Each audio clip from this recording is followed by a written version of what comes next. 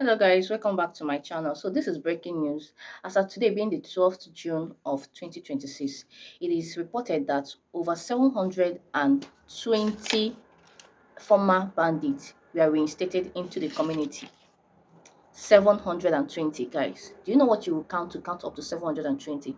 That's former bandits. They are now called repentant bandits. At this evening, the news is online that 720 repentant bandits have been reinstated back into the society, and this happened in Borno State. Borno State of all states. So this is just an excerpt from the news, just a little place from the news that is very, very interesting. I would want you to know. It says the Borno State government has reinstated a total of 720 repentant insurgents who have completed their radicalization, rehabilitation, and reintegration program back into the society.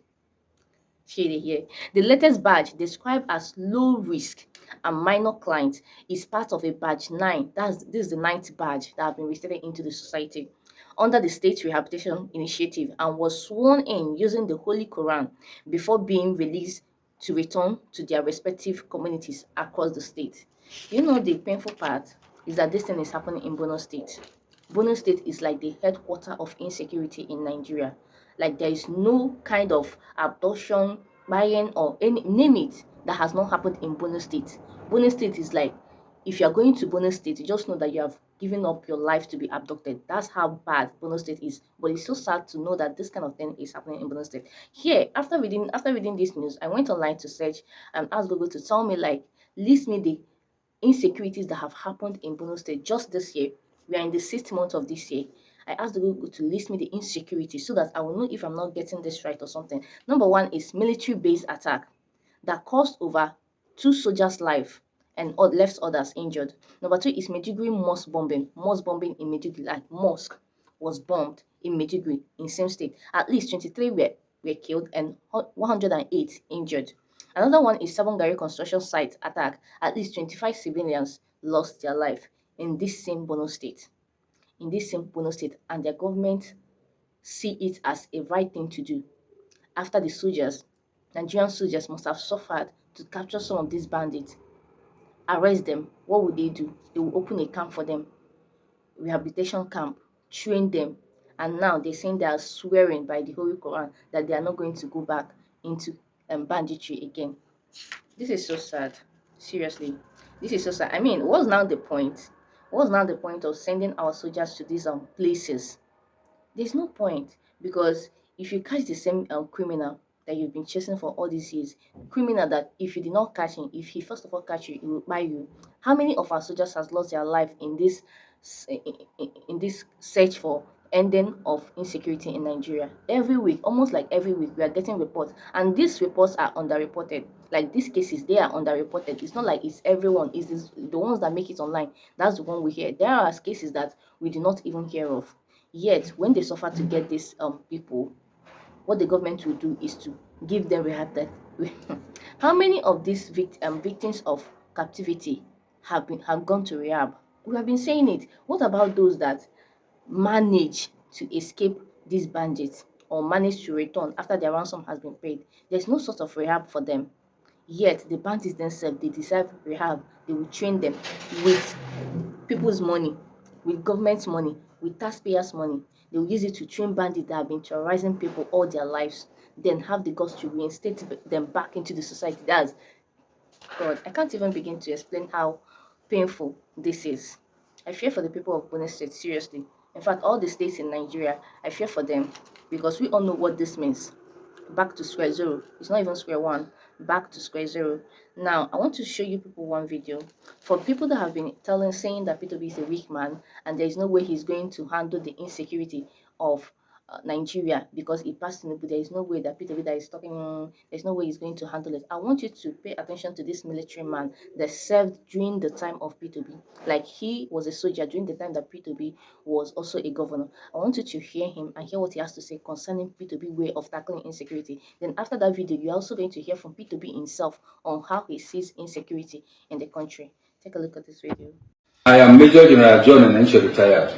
I would like to briefly testify about my encounter with His Excellency Mr. Peter Obi. I was the first commander of the internal security operations in Anambra State when he assumed office as the executive governor in March 2006. The operation was a collective effort of the Nigerian military and police. His Excellency, Mr. Peter Obi, provided a political direction, strategic guidance, and general support for restoring security to the entire state within a record period of about 2 weeks for the flashpoints and about 3 months for the entire area of our operational responsibility. He exhibited total political will and unflinching commitments towards securing Anambra State. All the needed non-kinetic and kinetic measures were employed with his personal involvement to tackle insecurity in the state, and he was directly in charge. Thereafter, I proceeded to Liberia in October 2006 for United Nations missions in Liberia. Interestingly, on returning to location after our rotation back to Nigeria in April 2007, the conducive security situation still persisted in Anambra State. My dear Nigerians, from this precedence, it can be deduced that, given the opportunity, a similar feat can be achieved by His Excellency Mr. Peter Obi for our dear country Nigeria. Thank you and God bless.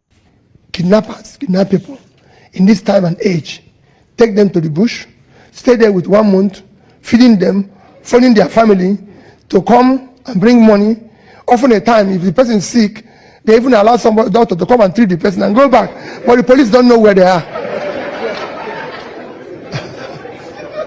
The only person who don't know where they are is police, but doctors know where they are to go and treat the person if he's sick. So they wait. At this time and age, that if you call phone anywhere, everybody know where you are. They are using phone and negotiating with the families, and the families are telling people, police, that they called this morning, but they don't know where they are. These are the confusions we want to stop. This is what we want to stop. We want to stop people from stealing public money. They will tell you, no, you can't stop corruption. And nonsense. We know those who took the money. He said, the easiest thing you can fight is corruption. Of all sorts of things. We want to cut down the cost of governance. It is totally unacceptable. You make Peter be governor, he becomes the richest person in the state. In any country where politicians or those in government are richer than business people, the place is failed.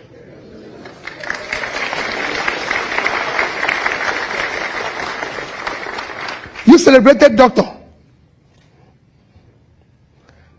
When we were talking, doctor cannot be earning maybe 10% of what the governor of North Carolina is earning. How can?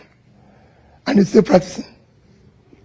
Professors in university are on strike. Nobody's negotiating with them. We're negotiating with bandits. Corruption kills 3 things a society lives. It kills entrepreneurship. It kills professionalism and hard work.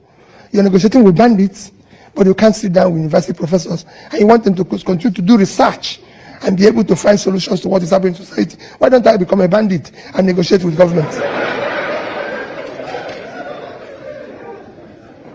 That is the crisis you face.